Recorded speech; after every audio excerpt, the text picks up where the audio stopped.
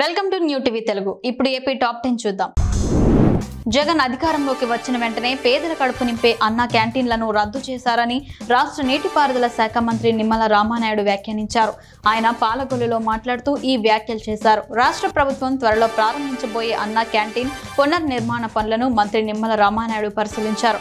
పనులు వేగవంతంగా నాణ్యవంతంగా పూర్తి చేయాలని అధికారులకు మంత్రి సూచనలు చేశారు.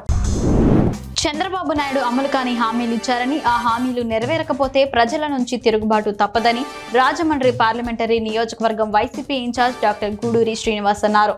తూర్పుగోదావరి జిల్లాలోని చాగలిలో ఏర్పాటు చేసిన సమావేశంలో ఆయన మాట్లాడారు. జగన్మోహన్ రెడ్డి చేసేవి మాత్రమే ప్రజలకు చెప్పారన్నారు. వైసీపీకి 40% ఓట్లు పడ్డాయంటే అన్ని వర్గాల వారు మనకు ఓటు వేశారని అన్నారు. కాయకలూరు మాజీ ఎమ్మెల్యే డిఎన్ఆర్ ఎన్డీఏ ప్రభుత్వంపై ఎమ్మెల్యే కామినేని శ్రీనివాస్ పై చేసిన అనుచిత వ్యాఖ్యలపై కాయకలూరులో ఎమ్మెల్యే క్యాంప్ కార్యాలయంలో ఎన్డీఏ కూటమి నేతలు పెద్ద ఎత్తున ధ్వజమెత్తారు. దయ్యాలు వేదాలు వల్లిస్తున్నట్లుంది డిఎన్ఆర్ మాటలని, గత ప్రభుత్వంలో వాళ్ళు చేసిన అరాచకాలు, అక్రమాలు, అన్యాయాలు వాళ్ళు మర్చిపోయినా నియోజకవర్గ ప్రజలు, కూటమి నాయకులు మర్చిపోలేదన్నారు. తిరుపతిలో రాజంపేట ఎంపీ పెద్దిరెడ్డి మిథున్ రెడ్డి నివాసాన్ని పోలీసులు చుట్టుముట్టారు.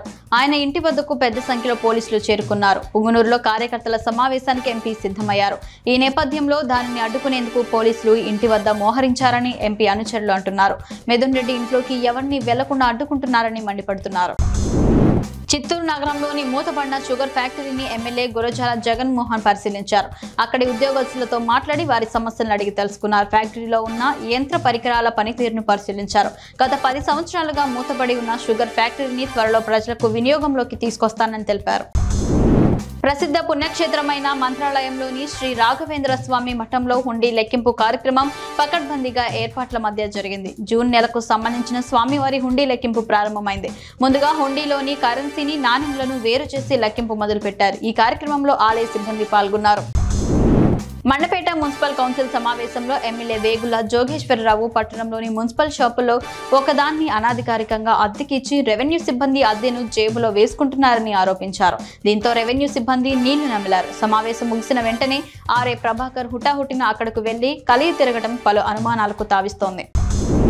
ప్రతిపాడు జెడ్పీటీసీ సభ్యురాలు బెహరా రాజేశ్వరి, ఆమె అత్త అన్నపూర్ణ ఇంటిపై దాడి చేయడాన్ని ప్రతిపాడు మాజీ ఎమ్మెల్యే వరపుల సుబ్బారావు ఖండించారు.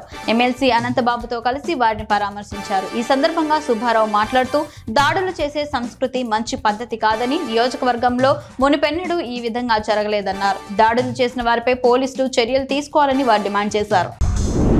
మండపేట మున్సిపల్ కార్యాలయంలో కౌన్సిల్ సమావేశానికి హాజరైన ఎమ్మెల్యే వేగుళ్ల జోగేశ్వరరావుకు సమావేశం అనంతరం కౌన్సిల్ సభ్యులు చిరు సత్కారం చేశారు. పుష్పగుచ్చాలు, శాలువాలతో అభినందించడంతో పాటు పుస్తకాలు అందించారు. ఈ కార్యక్రమంలో ఎమ్మెల్సీ తోట త్రిమూర్తులు, చైర్పర్సన్ పతివాడ నూక దుర్గారాణి, కమిషనర్ బి రాము తదితరులు పాల్గొన్నారు.